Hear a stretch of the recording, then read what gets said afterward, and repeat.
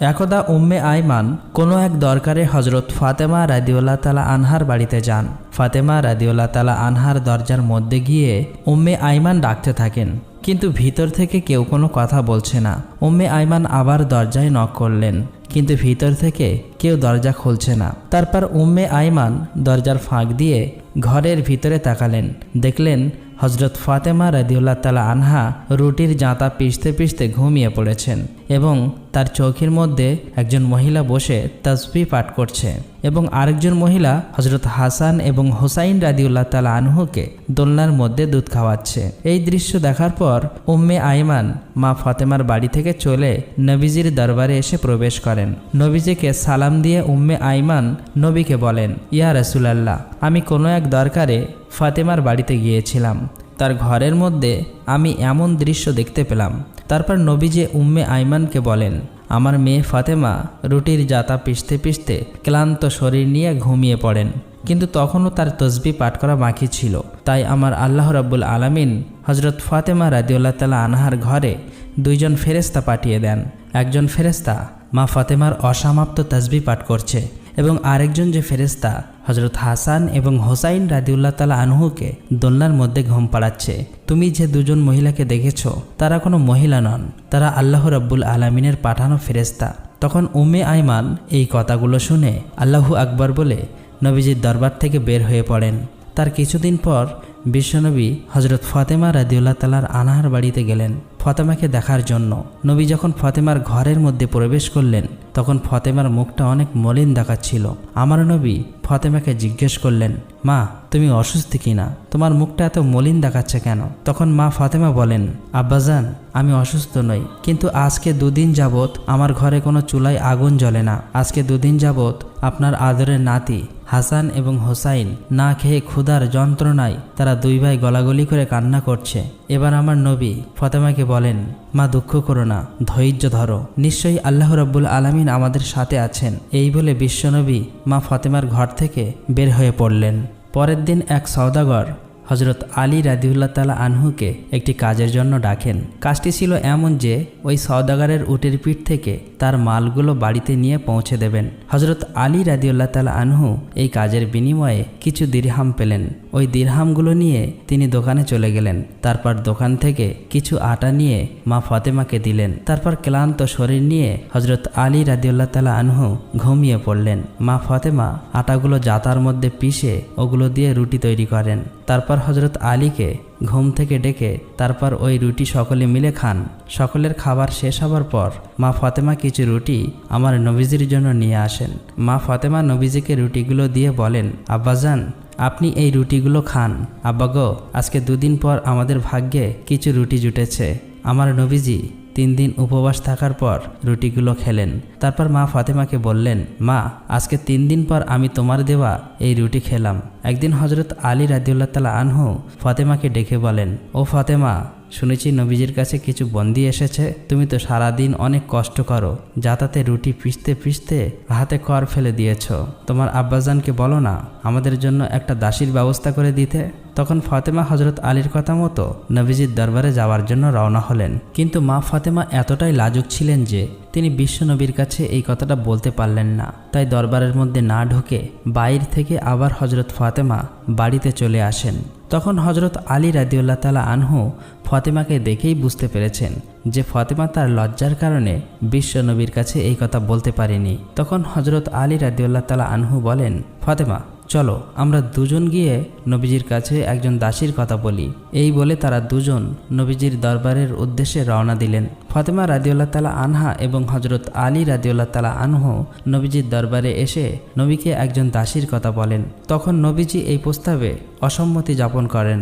অতঃপর হজরত আলী রাদিয়াল্লাহু তাআলা আনহু এবং ফাতেমা রাদিয়াল্লাহু তাআলা আনহা আদবের সাথে নবীজির দরবার থেকে বের হয়ে বাড়িতে চলে আসেন। তার পরের দিন নবীজি ফাতেমার বাড়িতে আসলেন। তারপর ফাতেমার কাছে গিয়ে নবী বললেন, মা আমি তোমাদেরকে কিছু তাসবিহ পাঠ করার জন্য দিয়ে যাচ্ছি। এই তাসবিহগুলো তোমরা যদি নিয়মিত পাঠ করো তাহলে আল্লাহ রাব্বুল আলামিন তোমাদের ঘরের মধ্যে রহমত এবং বরকত সবসময় দিতে থাকবে। তারপর ফাতেমা রাদিয়াল্লাহু তাআলা আনহা অতি আগ্রহের সাথে বিশ্বনবীর কাছ থেকে তাসবিহ পাঠ করা শিখে নেন। তার কিছুদিন পর হজরত আলী রাদিউল্লাহ তাআলা আনহু সাহাবীদের দরবারে গিয়ে বলেন, আমি আল্লাহর কসম খেয়ে বলছি, বিশ্বনবীর দেওয়া তাসবিহগুলো যেদিন থেকে আমরা পাঠ করতে শুরু করলাম সেদিন থেকে আমাদের ঘরে সকল অভাব দূর হয়ে গিয়েছে এবং আমাদের সমস্ত কষ্ট এবং সমস্ত দুঃখ লাঘব হয়ে গিয়েছে। একদা বিশ্বনবী 2 দিনের ক্ষুধা পেটে লইয়া মা ফাতেমার বাড়িতে যান। মা ফাতেমার ঘরেও সেদিন কোনো খাবার ছিল না, কিন্তু বিশ্বনবীকে দেখে মা ফাতেমা বুঝতে পারলেন যে তার আব্বাজান অনেক ক্ষুধার্ত অবস্থায় আছেন। নবীজি ফাতেমার ঘরে এসেই বুঝতে পেরেছেন ফাতেমার ঘরেও কোনো খাবার নেই। তখন বিশ্বনবী মুচকি হেসে ফাতেমাকে বলেন, ও ফাতেমা, আমি এদিক দিয়ে যাচ্ছিলাম, ভাবলাম তোমাকে একবার দেখে যাই। এই বলে নবীজি ফাতেমার ঘর থেকে বের হয়ে গেলেন। কিন্তু মা ফাতেমা ঠিকই বুঝতে পেরেছিলেন নবীজি ক্ষুধার্ত অবস্থায় তার ঘরে এসেছিলেন। তখন ফাতেমা কন্দনরত অবস্থায় নামাজে বসে যান। 2 রাকাত নামাজ পড়ার পর আল্লাহ রাব্বুল আলামিনের কাছে মোনাজাত করে বললেন, হে রাব্বুল আলামিন, আপনি আমাকে যত পারেন কষ্ট দেন, কিন্তু আমার বাবাকে কোনো কষ্ট তুমি দিও না আল্লাহ। মা ফাতেমা যখন মোনাজাত শেষ করলেন তখন তিনি লক্ষ্য করতে পারলেন তার ঘরের মধ্যে কে যেন এসে খাবার দিয়ে গিয়েছে। ফাতেমা এতগুলো খাবার দেখে অনেক খুশি হয়ে গেলেন এবং নবীজিকে ডেকে নিয়ে আসলেন। নবীজি ঘরে এসে জিজ্ঞেস করলেন, মা, এই খাবার কে দিয়েছে?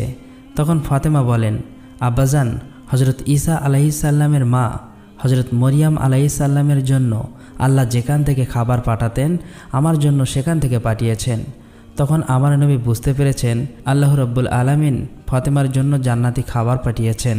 তখন আমার নবীজি হজরত ফাতেমা রাদিয়াল্লাহু তাআলা আনহা এবং হজরত আলী রাদিয়াল্লাহু তাআলা আনহু, হাসান হুসাইন সবাই মিলে পেট ভরে খাবার খেলেন। এত সুস্বাদু খাবার খেয়ে মা ফাতেমা রাদিয়াল্লাহু তাআলা আনহা আল্লাহ রাব্বুল আলামিনের দরবারে শুকরিয়া আদায় করলেন।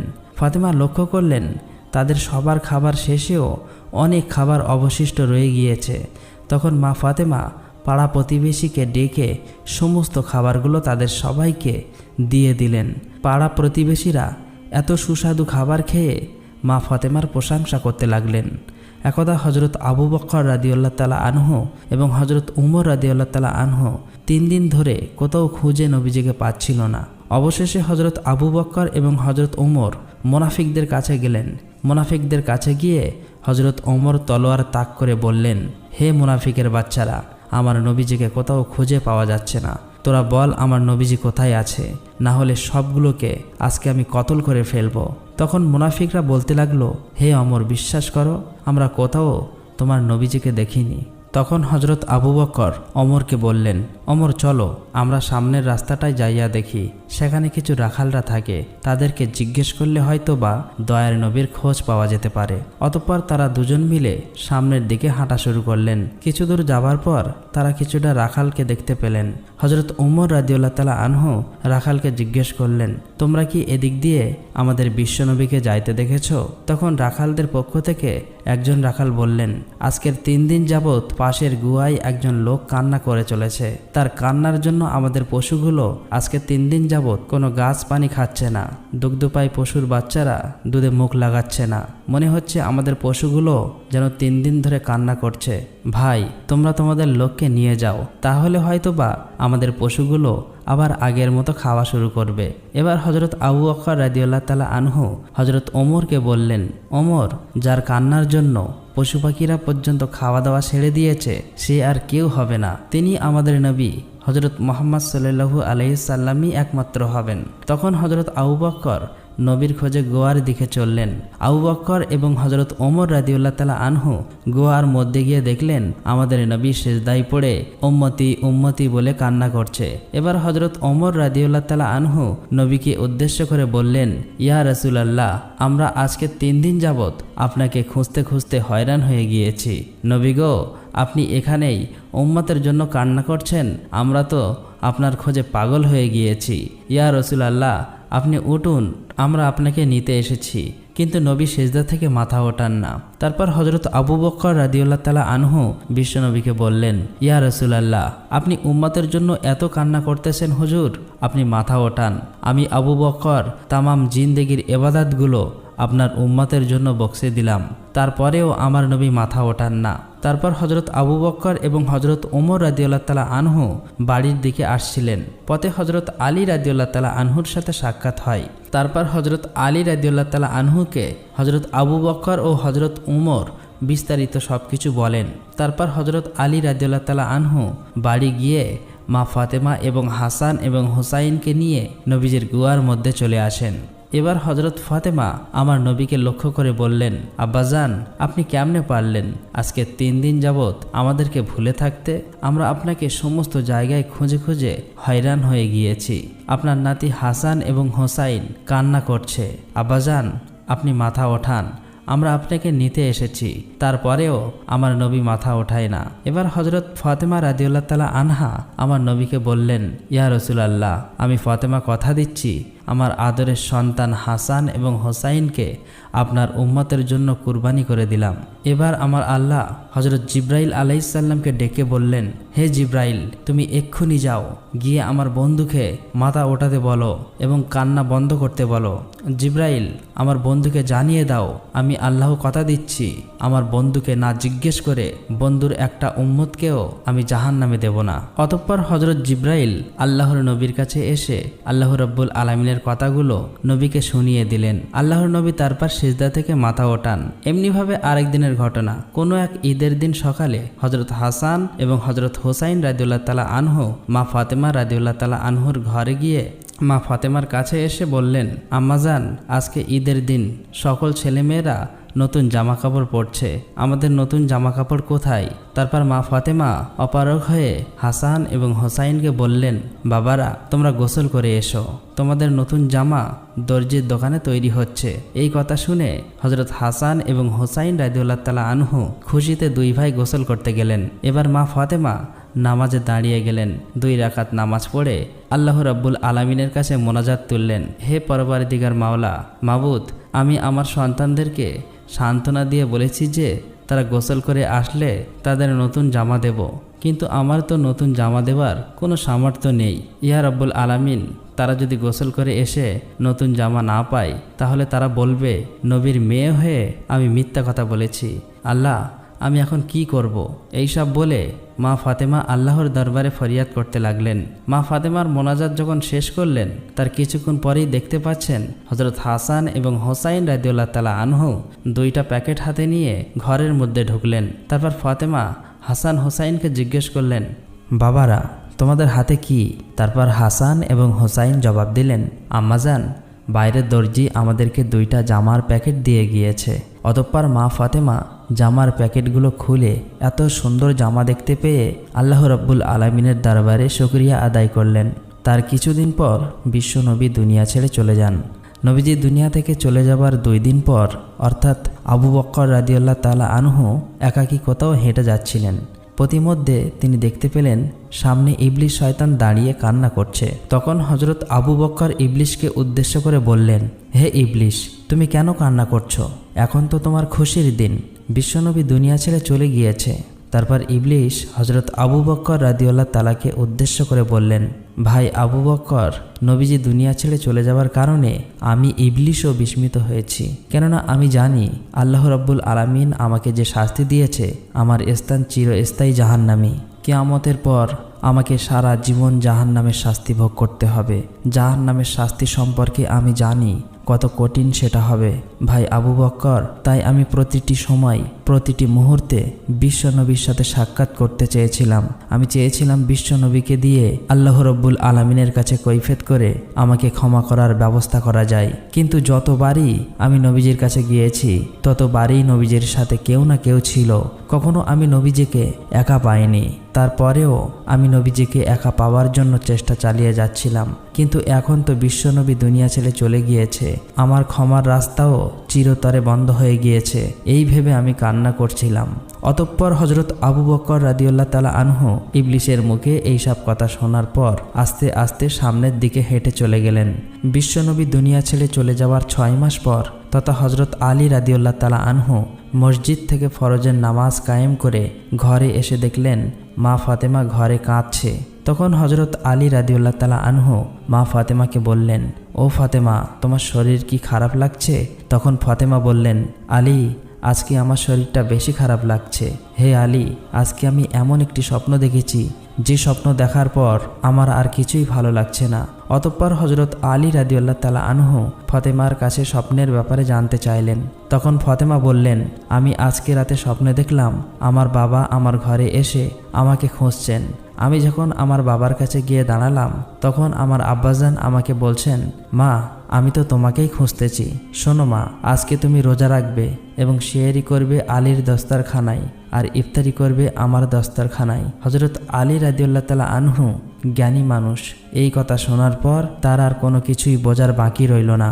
হজরত আলী বুঝতে পারলেন মা ফাতেমা রাদিয়াল্লাহু তাআলা আনহা আজকে হয়তো দুনিয়া ছেড়ে চলে যাবেন। তারপর হজরত আলী ফাতেমার পাশে বসে কান্না করতে লাগলেন। কিছুক্ষণ পর হজরত হাসান হোসাইন ঘরের মধ্যে এসে দেখলেন তার বাবা মা কান্না করছে। তখন হাসান হোসাইন মা ফাতেমাকে বললেন, আম্মাজান, আপনারা কেন কান্না করছেন? কথিত আছে যখন কোনো সময় হজরত হাসান এবং হোসাইন রাদিয়াল্লাহু তাআলা আনহু মা ফাতেমাকে এটা সেটা জিজ্ঞেস করে বিরক্ত করত, তখন মা ফাতেমা হাসান এবং হোসাইনকে বলতেন, তোমাদের নানাজির রওজা থেকে ঘুরে এসো।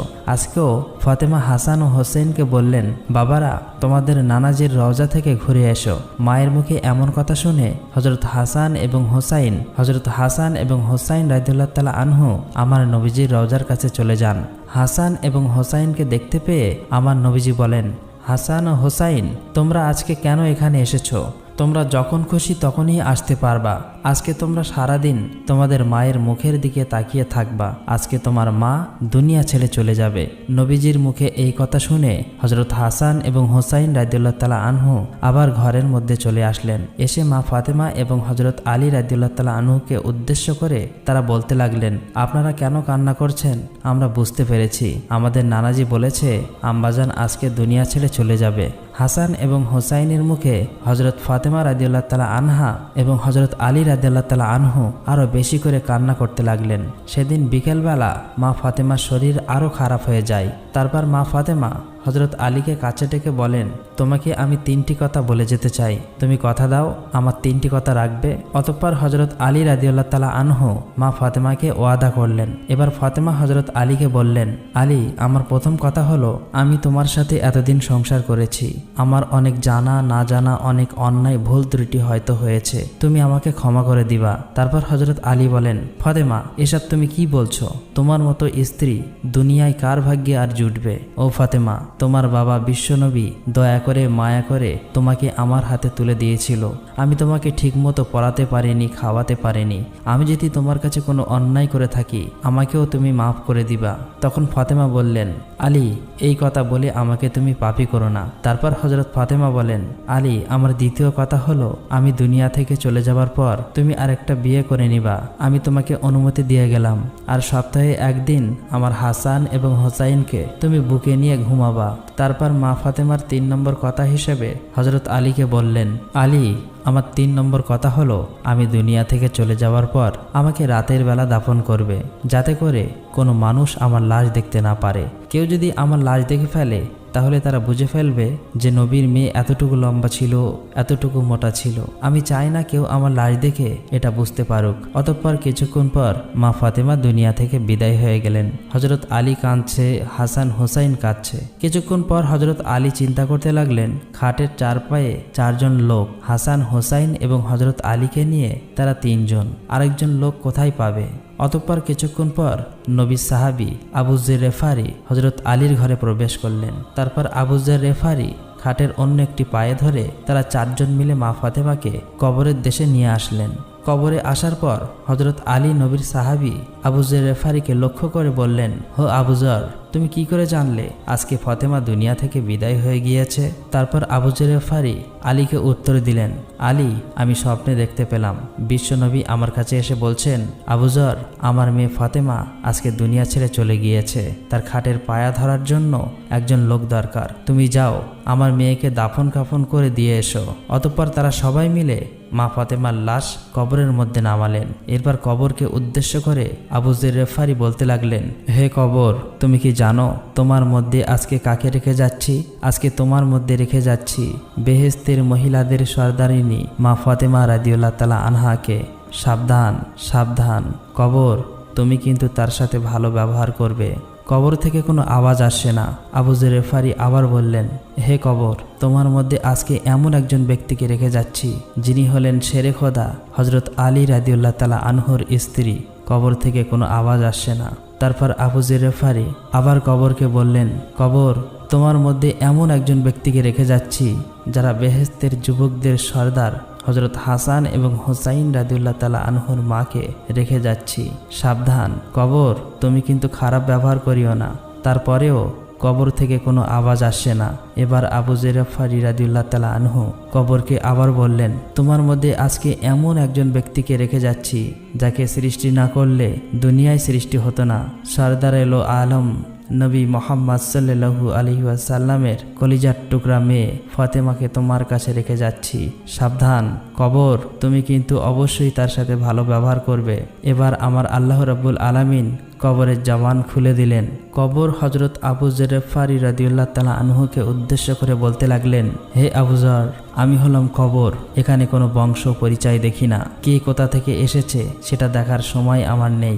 দুনিয়াতে যে আল্লাহ রাব্বুল আলামিনকে খুশি করে আল্লাহর ঈমান নিয়ে আমার মধ্যে আসবে, আমি তার সাথে ভালো ব্যবহার করব।